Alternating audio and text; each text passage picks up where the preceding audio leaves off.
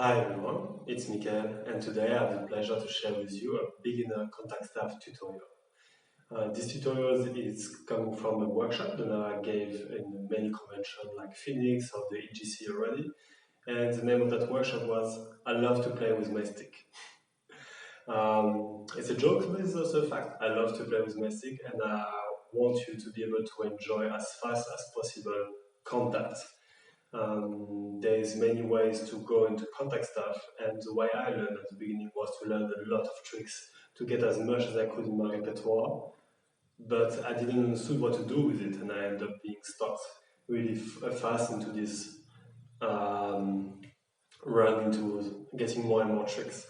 So what I'm offering to you today is like a series of video. We'll be breaking down step by step the understanding on how to build control and understanding on how contact is actually working. And going together to one of your first trick will be the steal. But along the way, you will build your own understanding, and soon you will be autonomous also to be able to learn things by yourself and also to enjoy it as fast as possible. And before going to more talking, I'm going to just show you where we are going together.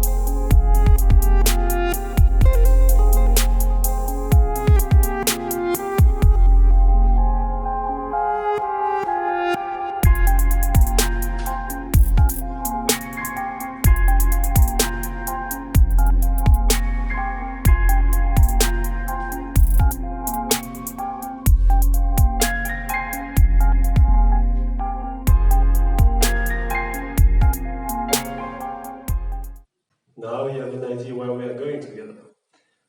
Before getting started with the first point, just some small information. I highly recommend to have a center point on your staff.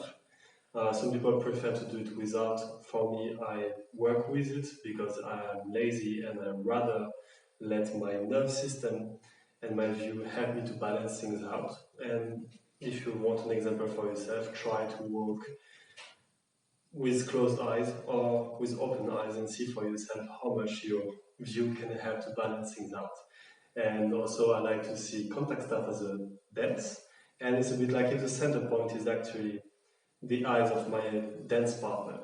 And the more, that's a rule for anyone, beginners as advanced, if you look at your staff while playing, a lot of things will work out way better. It's really good to spend time to feel what's happening in your body. This is great. But if you also look at what's happening, you help your brain to understand. And to break it down in the step-by-step progression that I offer you, it's about that.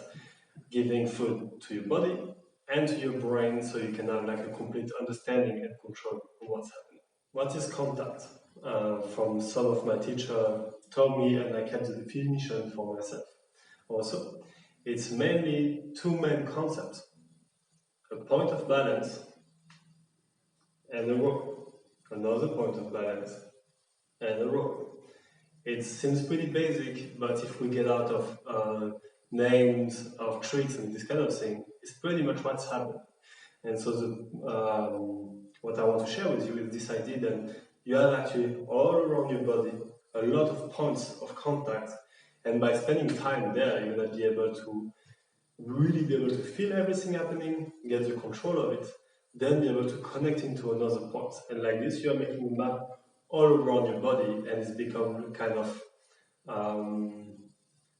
an exploration to go and try to see which point you can connect together, and everything become more like as a game and not something not only about getting tricks, but try to see how you can connect all those points together and have fun with the process.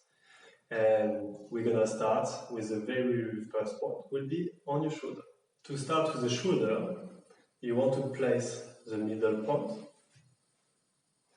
on your shoulder. We don't have all the same body structure, so like it might be a bit challenging in the beginning to find it, but to make it easy, at the beginning we're gonna simply lift our arm up. And by doing so, the staff is in contact, yes, but also secure. And it's not like cheating, it's actually a movement that you're gonna use all along your staff journey. And here, you can see like this, you can already move, you can feel and explore around in full safety. And it's actually really a trick worth taking time with it because it's elegant, but also offer you all the safety and the control you need if you lose balance. So for this one, I want you to, for the next 5 minutes, to explore on both shoulders. Of course, we're gonna not work only one side. I'm gonna place it here, and I want you to move in space and try to focus on your feeling, to observe the staff, how is it reacting, and the challenge I would like to also to give you is to be able to put both knees on the ground, so you're already starting groundwork, also a pirouette, and even some squat. It can seem silly, but like this you are gaining freedom and connection between your brain and your body. So let's get 5 minutes of that, then you can go to the next step. Okay, now that you're comfortable with controlling it with your arm up, we're gonna redo exactly the same exercise, but now the fun begins, the play. We're gonna place it there, but this time we keep our arm down. And we're gonna try to keep it balanced, keep an eye on it, on the staff, and move around in space. And to come back.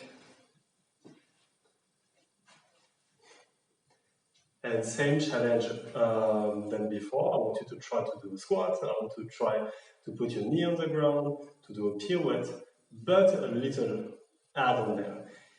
If the staff fall, it might happen. I don't want you to grab it. I want you to try to find other way than catching it with your hands to balance the staff. Trust your body, trust yourself. You're gonna find some maybe tricky way to keep the staff balanced on your shoulder or to catch it back. And of course, if it's on the ground, you can catch it back with your hand. But before that, try to put yourself this restriction and you will be surprised by the results. And take time both shoulder. This exercise is really valuable for beginner and advanced. Is something you're gonna do all along. It's not something you're gonna master in 5 minutes. But I want you to have a feel for it and really spend time with it before we go to the next step. And it's important that you feel already a bit comfortable with it.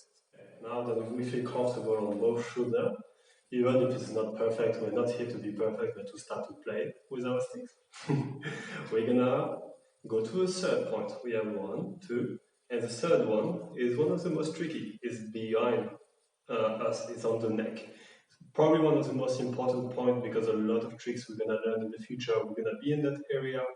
And also it's around our neck, so it can be a bit scary, can be a bit uncertain. So let's go directly there and try to have some fun with it. So the first step will be to place it exactly on the neck. And you can lift your shoulder blades up. You can also lift your arm. You can look either that you're a bit like a duck at the beginning or like Jesus on the cross. You can keep those pictures in mind. And you can also bend a bit in front. But what I want you is to try to find a place where the staff is not rolling back. We all have a place where it's possible, but we don't have all the same body, so it might take a bit of time, but it's possible. And always look straight. Don't look on the ground, but look straight in front of you. At the beginning, you're gonna feel really kind of awkward to have it there, but the more you're gonna spend time there, the more you're gonna have control. And when you find your position, same game done before. I want you to be able to move in space with it, to put knee on the ground, to do some squats, and everything just to gain a bit of freedom in your movement. Okay, and same thing is the stuff forward. Maybe there's ways you can block it without using your hands. But now, because I'm not only here to only give you an answer, before we go to the next step, I have a question. How, if for example you're on your right shoulder with arm up or not, how could you go from the first point to the neck to the other? I want you to spend a bit of time thinking about it, trying some stuff out before you see the next part where I'm giving you some answers. I can't see your answer now, and it doesn't matter. For me, it's not about finding the right answer, but asking yourself those questions, because you need also to create your own path of reflection around those things, to not be dependent on the teacher, but also be able to be your own. And this is my goal also. And so now I can show you one answer. I don't think there's only one, but this is the one we're going to work now, because here we have the staff balanced. And so, to be able to create the path where the staff going here to here, one of the easiest way to go is to actually, when we are here, to push a little bit either with our body or by simply moving our chest to the side and giving some momentum to the staff. And going down and up. And look. Going down and up.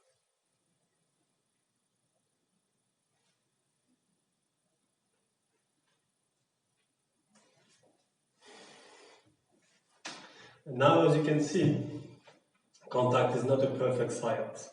And this is all the play. It's not about being all the time on balance, but how do you react if it's off balance? How can you play with that?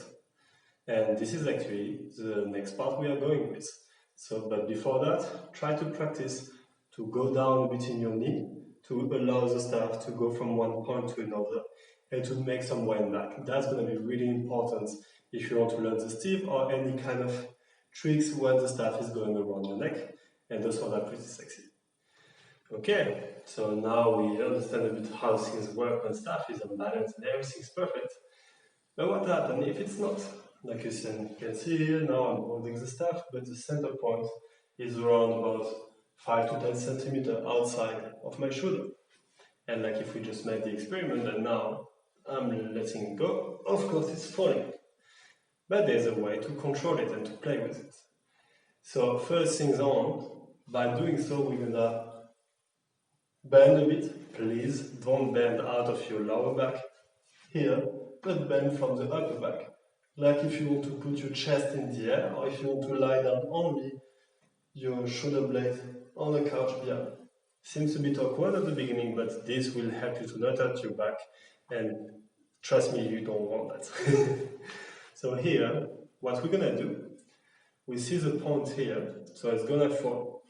But what we're gonna do, we're gonna move the center towards the other direction. And by doing so, we can also just push it and put our chest a bit up. The point will end up here, which is our fourth point today. Not used often, but important one as well, which is on your chest here, on just the opposite side of the neck. And it will come back to the other direction, where we can block it with the arm. At the beginning, you can just hold it and use your hand to push it from side to side. Then, when you feel comfortable with this exercise, You can lift your arm up like the first exercise we did today, and push it to the other side. At the beginning, it might more look like something really fast and something quite hectic. It's normal, it's not wrong. I would just advise to try to put less strength with your shoulder. You don't need so much. You can also open more to the side. And by moving with your chest from a side to another, you give enough momentum to the staff to move around. And the more you're going to practice, the more it's going to be clean and controlled. Okay? So it will look like something like this.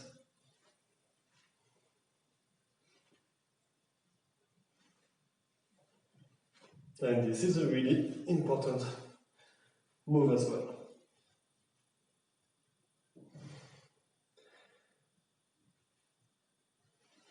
I'll let you practice for a few minutes on this one. And with a little challenge also, when you feel comfortable, you're going to try to go from that point to the center, but this time not letting the off center, but try to come back in balance here. And for that, we know how to do it also. It's also about lowering our body to allow the staff to travel there. So it will look like something like this. It's not easy, but that's a little challenge for you now. The first part, we worked with the staff being off-center in front of us, which will probably happen a few times. But it can also happen that the staff will be off-center on our back. And here, we can allow this, we can use exactly the same strategy. A bit more weird because we can also use our chin there. It doesn't feel so right, but we block it also with our shoulder. And it's the same idea, and we'll push to get it in the other way. And here, you really don't want to push too strong, especially when you arrive around the neck. And now you realize how important it is to get the control with your shoulder. Show it from here.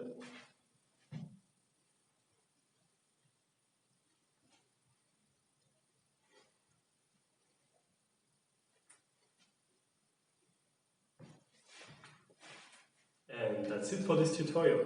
So I really advise to work on each of the exercises I gave you at least 5 minutes. It's time to get control, but before you reach real mastery around those points, it will take way longer, but at least like this you will have fun around it. If it's fail and fall on the ground, don't be mad on yourself. This is a game. It's not about perfection here. It's about having fun and enjoying the process of learning. So you will learn faster. And with the breakdown we are going together, you're gonna learn fast. On the next video, we're gonna start to see for the rolling section and how to connect your wrist to your shoulder. And before I leave you, I will let you with some video of where you can go with all the neck control you are learning at the moment. And if you want to go further into contact staff or the dragon staff or the floor props, you can find a link to my Patreon below, and you will see also in the playlist the next video for contact staff.